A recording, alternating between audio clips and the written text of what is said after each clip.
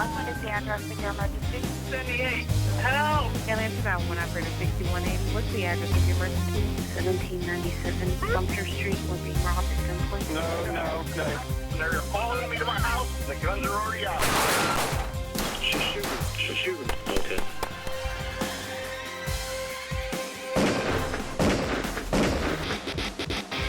Hello and welcome to Stop the Threat. My name is James Towle. On today's episode, we take you back to the Sunshine State of Florida for a reenactment which we have entitled Wrong House. And thank you all for joining us, and thank you at home for tuning in this week. Please get a hold of me on Facebook or any of the other social medias. I think I have a reenactment coming up that we're all going to have a comment about. But let me just give you an idea what's going to happen. We're going to be talking about a home invasion. And we know from past experience that home invasion statistics are hard to come by because they're not necessarily home invasions in the law enforcement's eyes, anyway, in a terminology. So we did look up some stats, though, and it appears to be about 1 million burglaries a year could be termed a home invasion. Further stats on that are 65% of the offenders are known by the victim. I didn't realize that stat would be that high. 61% of the homeowners were not armed during the home invasion.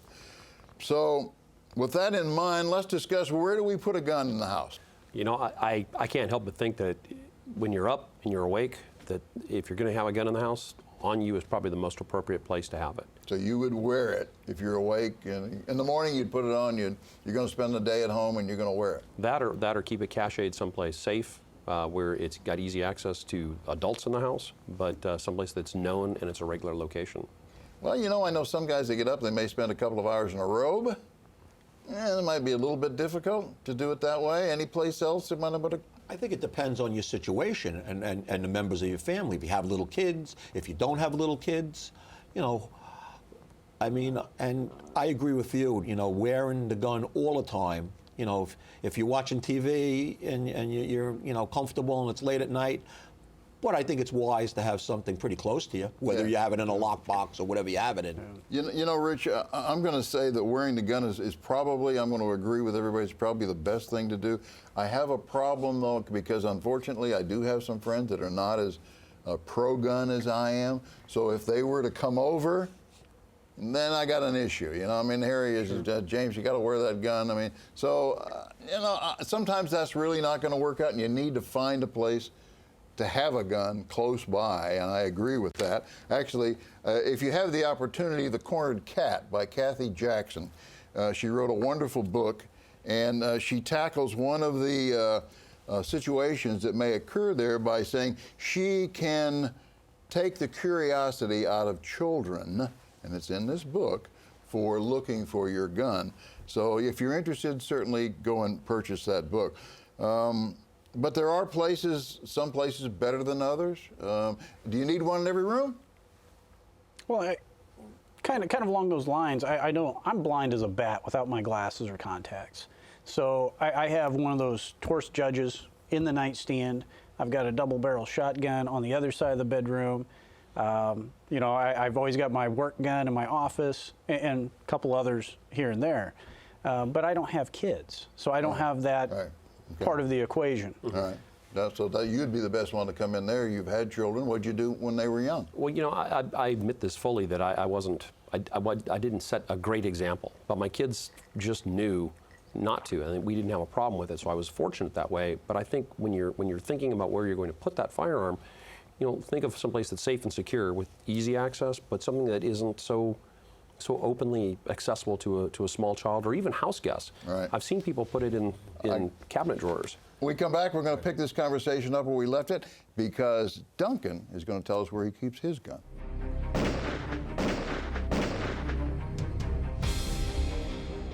Welcome back, viewers. We've just been discussing where to keep a gun hidden at home.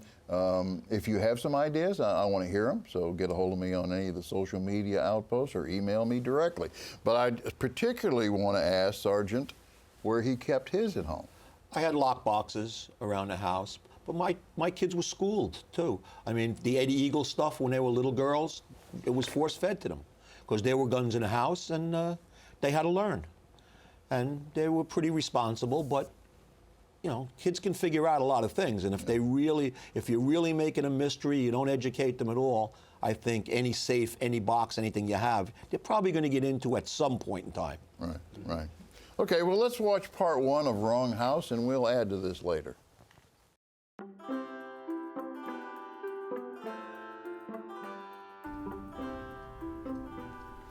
And we'll call it a night. Got a long day tomorrow. Okay, honey, I'm gonna put her to bed and I'll be right there. Don't stay up too late.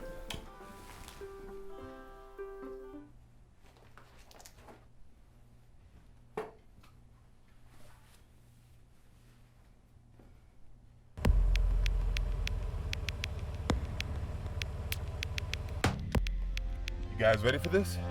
Hey, are you absolutely sure that this house and this whole block just don't feel right to me? And look, this is the address I was given. It's the perfect place for a drug stash. All right, B, yeah, sure. All right, well, let's do this then. All right, hey, now remember, there's gonna be somebody there to guard it. Only use that shotgun if it gets messy. Mask on.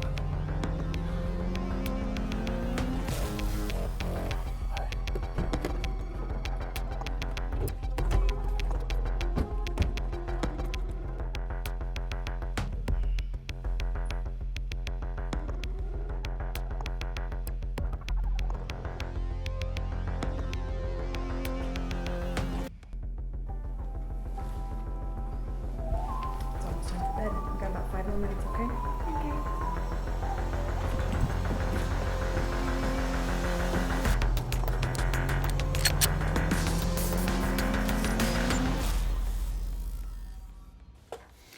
Okay, I think we were discussing the fact that wearing a gun is probably a pretty good place to have one, and he was doing that until he went to bed, and then he probably did everything right. I mean, I don't necessarily think that anything is going wrong here. These are perfectly innocent folks. Anybody want to run with this, Rich? I love the fact that he is wearing it and takes it out, puts it on his nightstand, so it's readily accessible. Absolutely. I mean, what else can he do? Yeah. Okay, would anything have changed here? I mean, if we had lights outside, alarm systems, I mean, at this point now, we are into the home invasion. We're about to go through that door. Do you think lights outside would have deterred that? Knowing why they're there, no, I don't think so. You know, the motivation is a takeover. It's to rip off a drug house. That wouldn't have made any difference whatsoever. Drugs, money, and when you have drugs and money, you got to protect it with guns. So everything that you'd want to, you know, steal is there for you. Right. I don't know that this is particularly a drug house. I mean, did it look to you like mom and dad did it look like they were? They might have the wrong house. No. It might have the wrong house, and maybe that's why we titled it that way. Yeah, that's very true. So that's what I mean. I don't know that they were doing anything particularly wrong. They're just living their life. I think maybe if there's a lesson here, could be that you never know. It could happen to you. And these are pretty forceful guys. They're well armed. They have an intention here that could be deadly. Seems like they have a plan. Seems like they have a plan. One guy has a suppressed weapon. Those are kind of like the earmarks of a bad night. Yeah. Yeah, right? Yeah. Wes? Absolutely. I mean, there's no indication of anything that's going on here. But again, we haven't seen this entire scenario play out yet either. Okay. Is there anything the homeowner could have done that would have changed what may take place here? Well, they're not expecting it. So what would they prepare themselves against as far as a strong takeover of their home?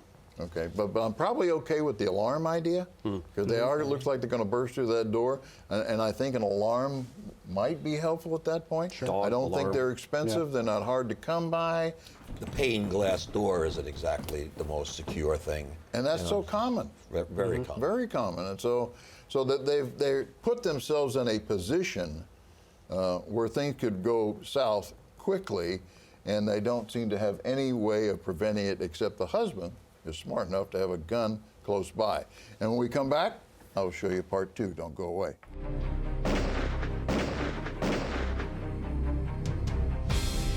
Welcome back, viewers. This again is a home invasion. We know that it's about to come into progress here. So let's see what takes place in part 2 of Wrong House.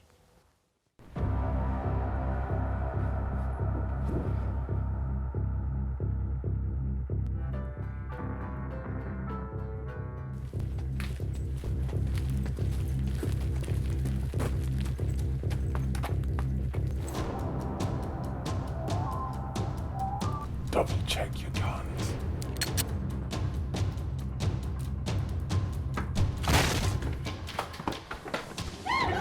Get down! Down on the ground! Where are the drugs? Down! Get down on the ground. Let go of my hand. Let go. Where is the stash? I know it's here. Let me know where the stash is and my fellas are gone. Who else is here? Watch the kid. She's gonna run away. Get up. Get up! Where are the drugs? Where are the drugs? Tell me where it is, or he shoots the girl. Where are the drugs? Get away from my wife! It's the wrong house! Go get in the car! Are you okay? Yeah. All right, come on. You all right? Let me see.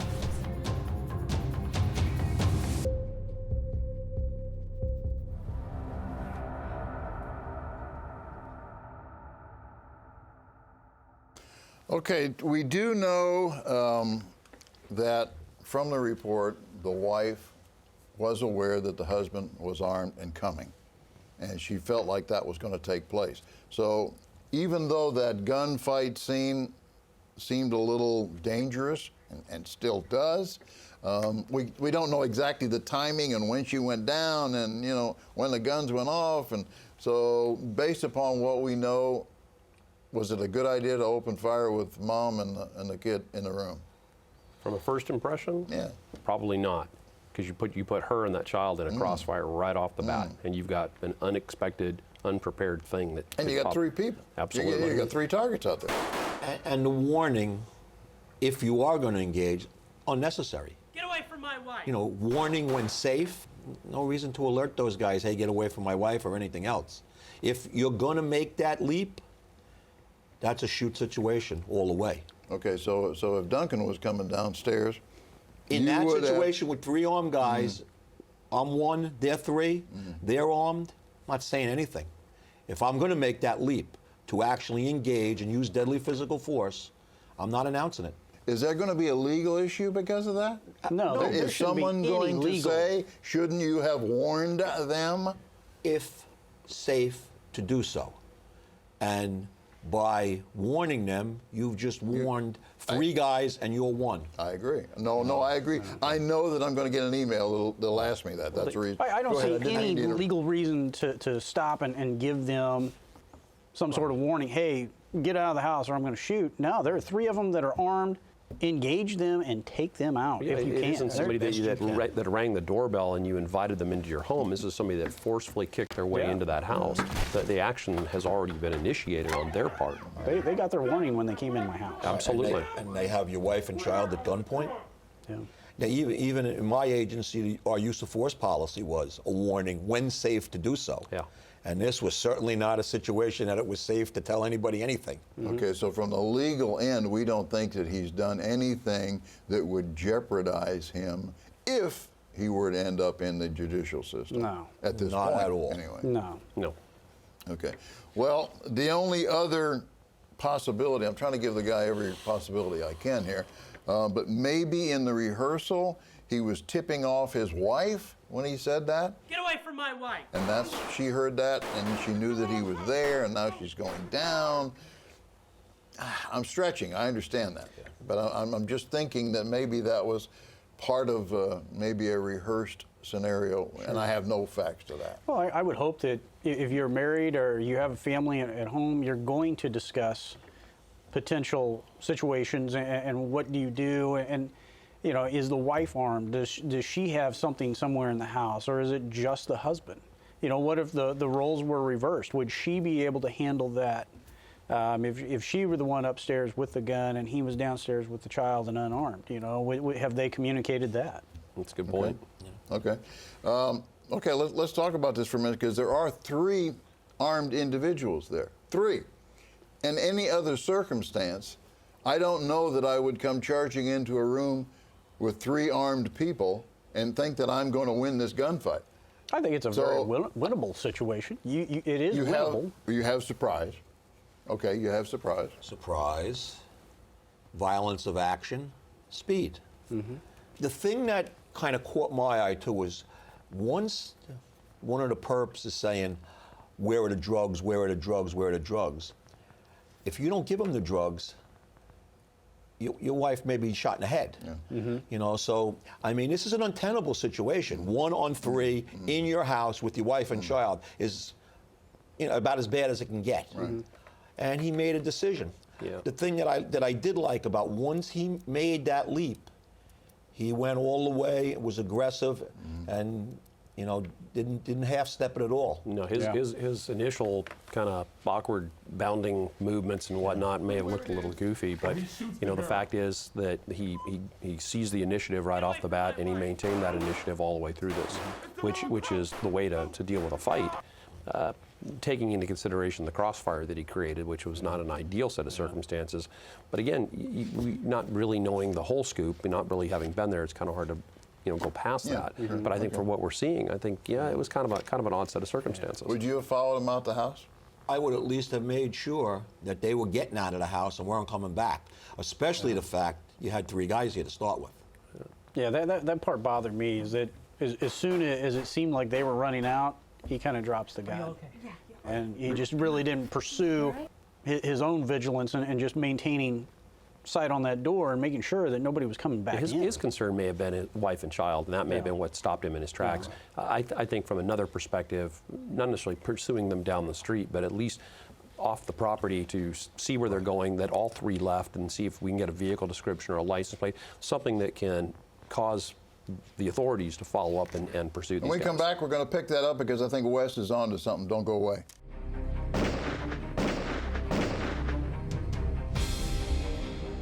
Thanks for coming back, folks. Wes was just on to something here that I thought was pretty important. So continue that thought, Wes. Well, there's a decision to be made, and I think what a lot of people look at in these circumstances is the pursuit of the bad guy. And there's, to a certain point, because it's a safety consideration, you're going to want to follow up to a point, whether it's out into the yard or off the property. You're going to want to know that they've all left, that the whole situation has come to conclusion. And then you're looking for their description, vehicle description, license plates, something that you can go to the authorities with.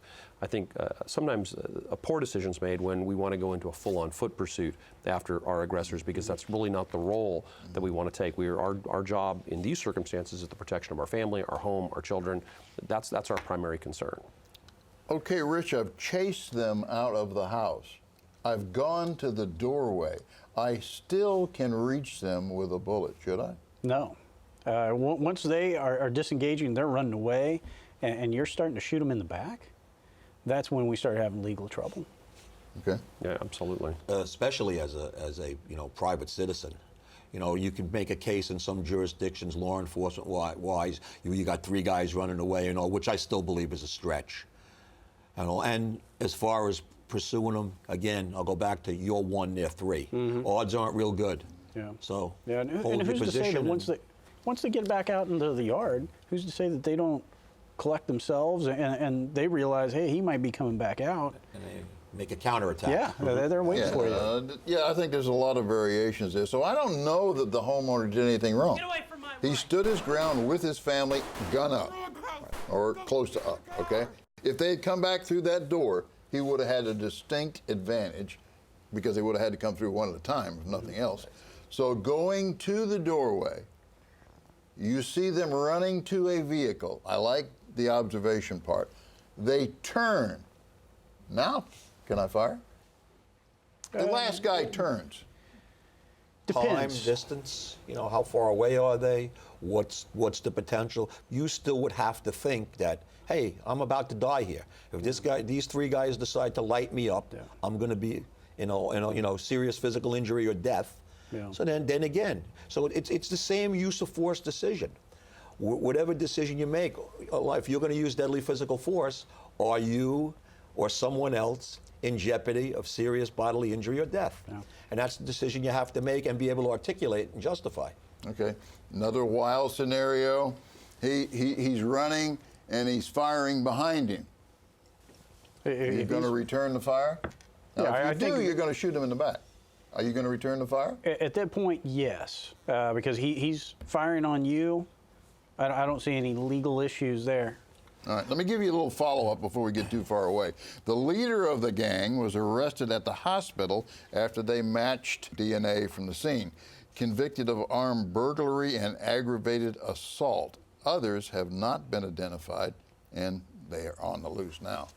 So one of them was hurt bad enough, so he was caught and convicted, and the other two escaped. That's the follow-up on that. If I were the homeowner, I would certainly make every precaution I could to keep my family safe.